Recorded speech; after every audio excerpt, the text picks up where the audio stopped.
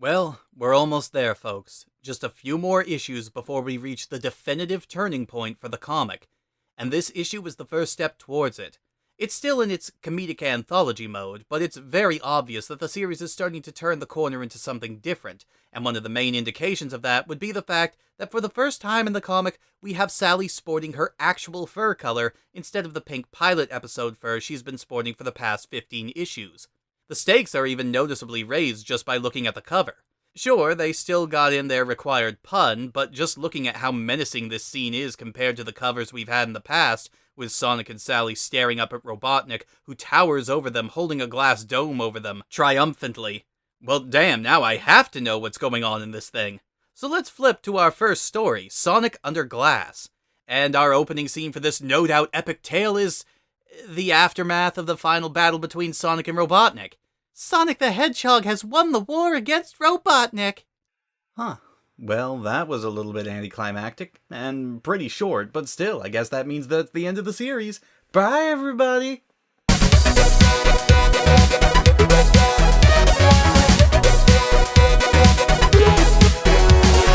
No, I'm just joshing ya. You're stuck with me. Deal with it. But yeah, that's seriously how the story starts, with the freedom fighters standing in the forest declaring that they've won the war against Robotnik, while Robotropolis apparently burns to the ground in the background. They all come together to have a commemorative photo. We no sooner establish that scene before we immediately cut away to 6 months later. Or so it seems. Quite an ominous caption box, that one. And over the next 3 panels, it's made quite obvious that Sonic and Sally are getting married. Hark! Did you hear that? It's the sound of a million Sonami fans crying out in anguish, and then suddenly being silenced. It's so delicious! Moving on, we cut to the ceremony where Rotor is officiating it, where Sonic states that he wishes that Robotnik could see them now, in what I have to admit is a rather sweet-looking panel of him and Sally standing side by side, hand in hand. Knowing where this is going later in the comic's lifespan, I can assure all of you we don't see a lot of sweetness like this as we move on. As it turns out, however, Robotnik can see them and is watching them through a massive glass dome. It seems Robotnik managed to capture the freedom fighters, and if the flashback is to be believed, he did so via one of the simplest freaking plans imaginable, and has put them into some sort of Lotus Eater machine that will keep them dreaming a shared idyllic dream forever. It's a pretty classic evil villain plan from a lot of different science fiction stories, though it doesn't really make much sense when you realize that he could have just roboticized them while they were sleeping or something, especially since he reveals his plan now that the freedom fighters are out of the picture.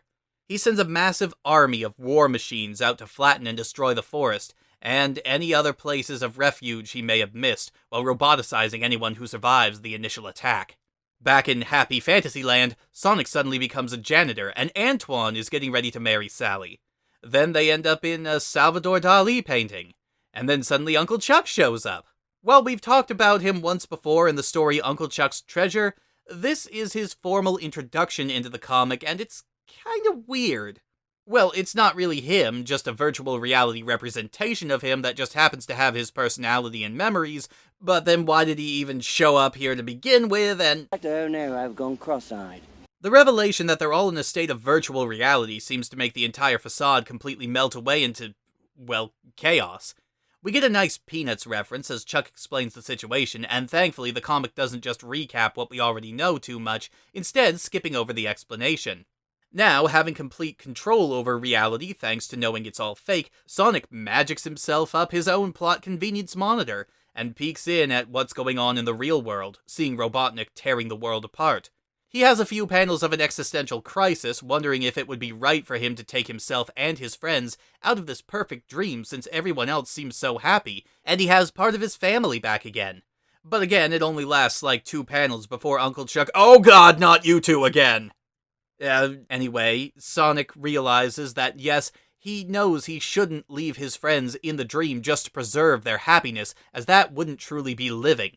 So, using his power over virtual reality, he's able to hack into Robotnik's computer and take control of their war machines, making them all turn right around and head back towards Robotnik's factory. And of course, Sonic makes it very clear that he's behind the whole situation.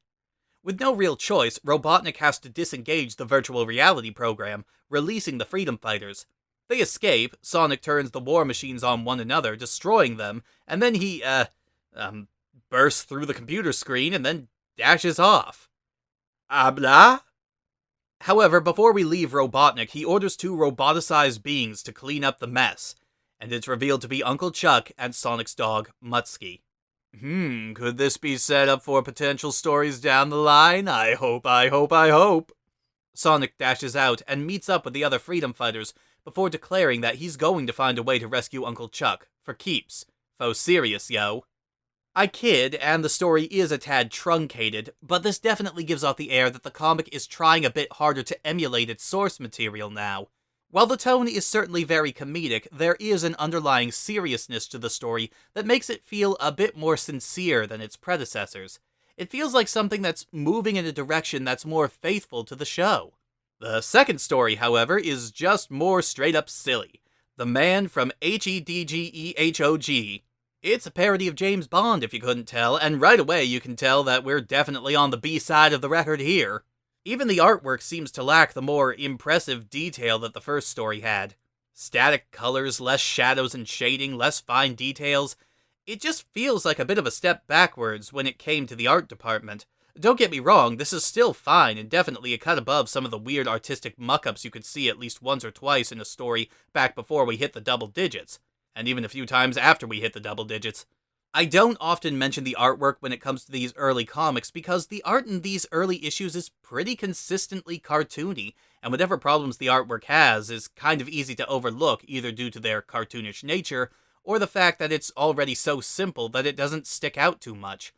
But in this instance, when the drop in detail is so sudden in the middle of a single issue, it's something that's worth pointing out. Getting back to the main plot, it seems that Robotnik is tired of all his plans failing. Such plans include Operation Moonraker, Operation Thunderball, Operation Goldfinger, and Operation No. He suspects that there might be a spy in their organization and orders Snively and Crabmeat to suss them out. We cut past them sussing them out, and they've already sussed him out. With the literal mole under mind control, Robotnik attempts to ask a few questions. Who is the head of Secret Intelligence? That's right. What? Not what. Who? I'm asking you, what's the guy's name on first base? Oh, no, what's on second? I'm not asking you who's on second. Who's on first? One base at a time! Robotnik tires of old comedy routines quickly, having the mold taken away and having a large crate rolled in. Also, it's worth noting that in this issue we've actually seen more roboticized Mobians than we have in the whole of the comic up to this point. Robotnik opens the crate to reveal his new tool of destruction. Wheel of Misfortune!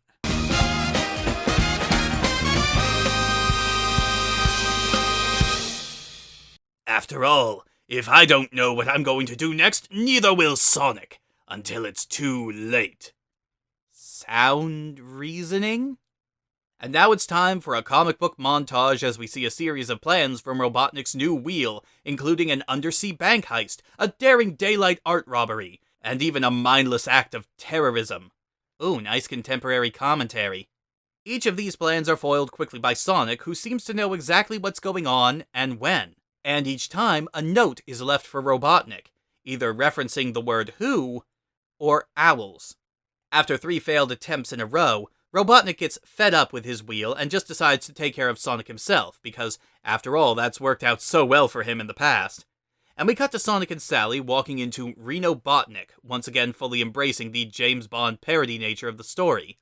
Sonic sits down at the poker table only to immediately be assaulted by a random SWAT bot who's supposed to be a stand-in for Oddjob. Sonic easily defeats him by encircling him and building up a massive static shock, but the force of it knocks Sonic out too.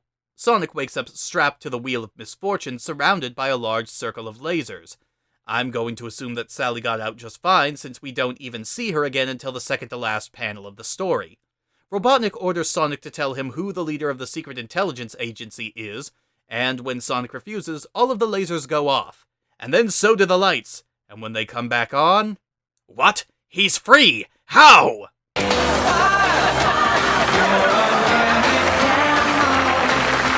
Yes, it turns out the wheel itself was rigged and that the Secret Intelligence Agency was using it to spy on Robotnik.